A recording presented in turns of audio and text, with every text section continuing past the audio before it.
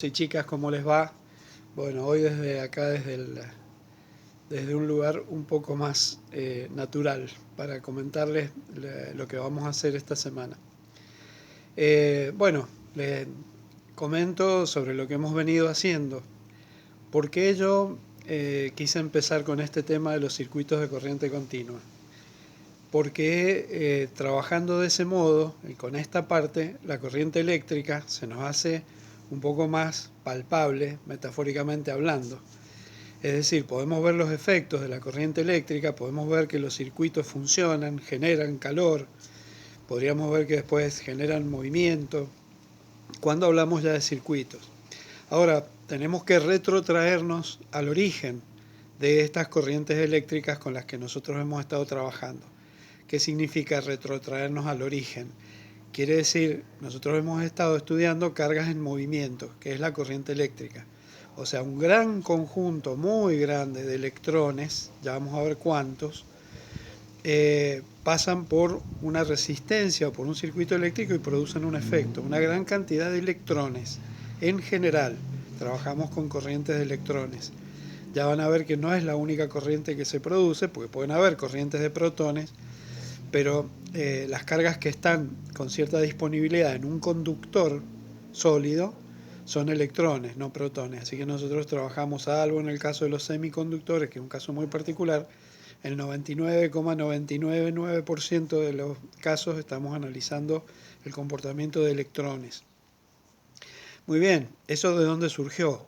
Surgió primero de que tendríamos que pensar que esos electrones alguna vez estuvieron en algo que podríamos considerar reposo, es decir, nunca están en reposo, pero confinados en un cierto sector de la materia. Ustedes saben que los átomos están formados por protones, neutrones y electrones, ¿verdad? Cada uno, salvo neutrón, que es neutro, con su carga eléctrica. Protones positivos, electrones negativos, ¿de acuerdo? Eso, el átomo en equilibrio, digamos, en equilibrio dinámico, pues se están moviendo todas estas cosas, pero se considera que los electrones están relativamente confinados, ¿no es cierto?, a la proximidad del átomo. Ahora, en presencia ya vamos a ver de ciertos fenómenos, que ya los vamos a describir, lo que ocurre es que esos átomos son, entre comillas, arrancados de su órbita, sobre todo los átomos cuando se encuentran en su última órbita, y son los electrones cuando se encuentran en su última órbita, tienen cierta facilidad, en el caso de los metales, para ser, entre comillas, arrancados, extraídos de ese lugar.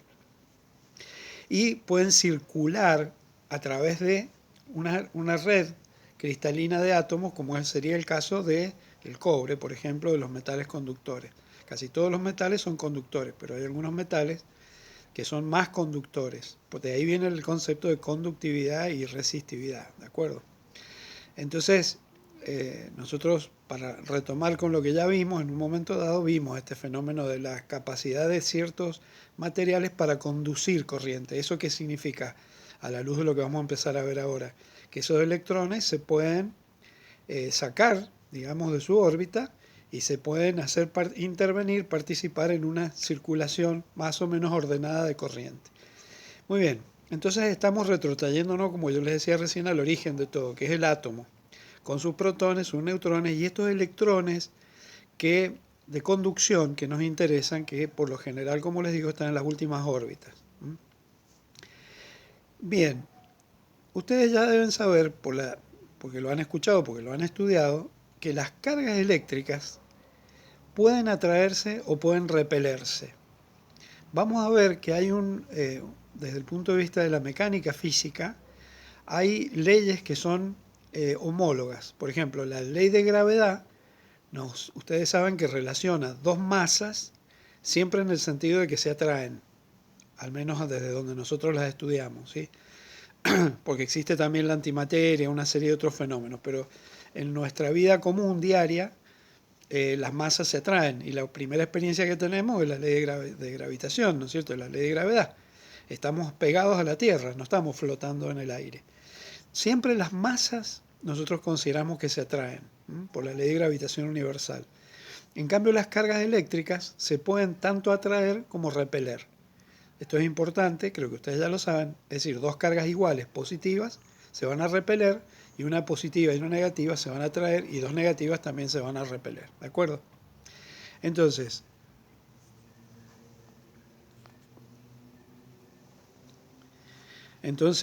les sigo comentando, justo me estaba sonando una llamada en el teléfono. Estamos grabando, ¿verdad? Sí. Entonces lo que les decía es que hay una ley, así como existe la ley de gravitación universal, existe la ley, lo que se llama la ley de Coulomb, que lo que hace es relacionar, así como la ley de gravitación, a partir de las masas y sus distancias obtenemos una fuerza.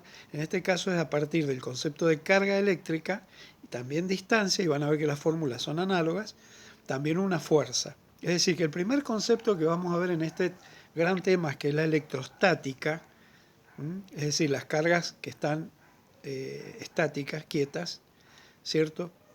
Que es un concepto que les digo que es muy teórico, por eso a mí me gusta primero dar un pantallazo de la parte más práctica de la electricidad, después entrar en esto que es algo más abstracto, porque la verdad que no podemos decir que existan las cargas en reposo, es una teoría esto. ¿Qué pasaría si las cargas estuvieran en reposo? Ya se sabe que no es así, se está todo moviendo a nivel atómico. Pero digamos, si tenemos las cargas, tenemos cargas de cierto valor a cierta distancia, va a aparecer una fuerza entre ellas. A mí me gusta siempre decir qué pasa si en el espacio dejáramos dos masas, qué sé yo, por decir dos fibrones, o dos marcadores o dos borradores en el espacio, y yo los dejo y me voy. Si yo los dejo un suficiente tiempo, siempre se van a unir, porque siempre va a haber una fuerza de atracción entre ellos. Así que si yo los dejo flotando en el espacio y vuelvo dentro de 100 años, van a estar juntos, porque inexorablemente hay una fuerza de atracción entre ellos. Entre las cargas ocurre algo similar. Vamos a ver esta ley de Coulomb, cómo determinamos la fuerza a partir de las cargas y la distancia que tienen. Me gustaría que practicaran con la calculadora todo esto que vamos a hacer, porque es importante, porque es donde ustedes ya tienen experiencia en trabajar con exponentes, con números grandes o pequeños a través de lo que es la notación científica, ¿cierto? Entonces vamos a trabajar mucho con este concepto porque son cantidades muy pequeñitas. Nosotros estamos hablando que la unidad de carga, ya van a ver, es el Coulomb, pero vamos a trabajar con microcoulomb, nanocoulomb, que son millonésimas o mil millonésimas partes de Coulomb. Y con eso vamos a ver qué fuerzas aparecen. Así que lo primero sobre lo que vamos a trabajar ahora es sobre la ley de Coulomb y ver qué características y qué direcciones tiene esta fuerza.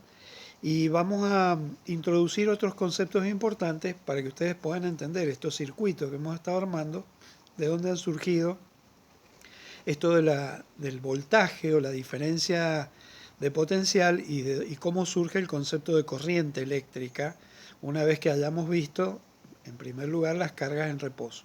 ¿De acuerdo?